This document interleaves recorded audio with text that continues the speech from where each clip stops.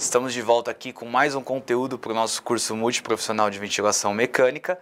Meu nome é Fernando Castro Batista e hoje nós vamos falar de ventilação mecânica em pacientes DPOCs, tá certo? Bora para o conteúdo? Então, quando a gente fala de pacientes DPOCs, né? Então, vamos lá, um paciente com doença pulmonar obstrutiva crônica. Dada a definição, o que é essa doença, o que envolve, né, no paciente essa doença? A doença pulmonar obstrutiva crônica, como o próprio nome diz, é uma doença pulmonar obstrutiva, ou seja, com obstrução ao fluxo de ar e crônica. Então é uma doença que vai se cronificar ao longo do tempo. Então você não consegue tratar essa doença no sentido de curar a doença. Você vai tratando a doença, você vai diminuindo os sintomas, você vai diminuindo a velocidade que ela vai progredindo. Mas infelizmente é uma doença crônica pelo qual o paciente, ao seu passar dos seus anos, da sua idade, e se ele não melhorar os seus hábitos de vida, né, ela vai tendo uma piora. E qual é a característica desta doença? Então aqui no slide a gente está vendo aqui um pulmão normal, né? Um pulmão de um paciente, um pulmão de um não fumante. É um pulmãozinho rosadinho, não tem nada ali, nenhuma imagem que a gente possa achar diferente e estranho naquele pulmão. Quando eu venho para o lado e eu vejo um paciente com pulmão de fumante, olha a diferença desse pulmão. Um pulmão escurecido, né? Um pulmão preto.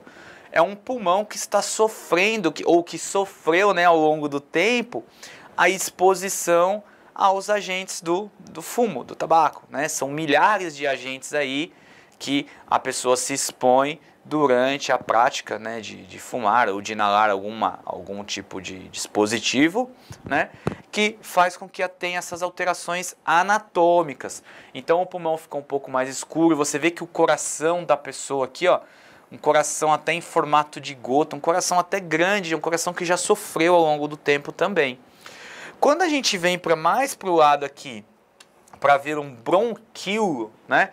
Olha que interessante, um bronquíolo de uma pessoa normal, ele está aqui se situando, ele tem a sua parede brônquica normal e ele tem a luz da sua parede brônquica normal, beleza? Tem os músculos aqui que revestem os brônquios, né? Que são músculos que vão fazer contração da musculatura brônquica, que é muito comum nos pacientes que fazem broncoespasmo. Mas a musculatura está muito bonitinha, está muito preservada. A luz do brônquio está preservada, né? Não tem aumento de resistência. Quando a gente vem para um bronquíolo com DPOC, por exemplo, a gente vê que esse bronquíolo já está com uma parede um pouco mais edemaciada. A gente percebe que esse bronquíolo tem secreção aqui dentro, esse amarelinho é uma secreção. A gente percebe que o bronquíolo tem áreas que estão menores e áreas que estão com diâmetros maiores. O DPOC, ele perde tração radial, né? Os nossos bronquíolos, ele tem tração radial. Então, como o DPOC tem destruição dessa tração radial, a tendência de ter colapso dinâmico das pequenas vias aéreas. É o que a gente está vendo aqui na imagem, né? Bronquíolos com áreas com diâmetros maiores e com diâmetros menores. Isso contribui para a fisiopatologia da doença. O paciente tem dificuldade para soltar o ar, para expirar, porque ele tem aumento de resistência das vias aéreas.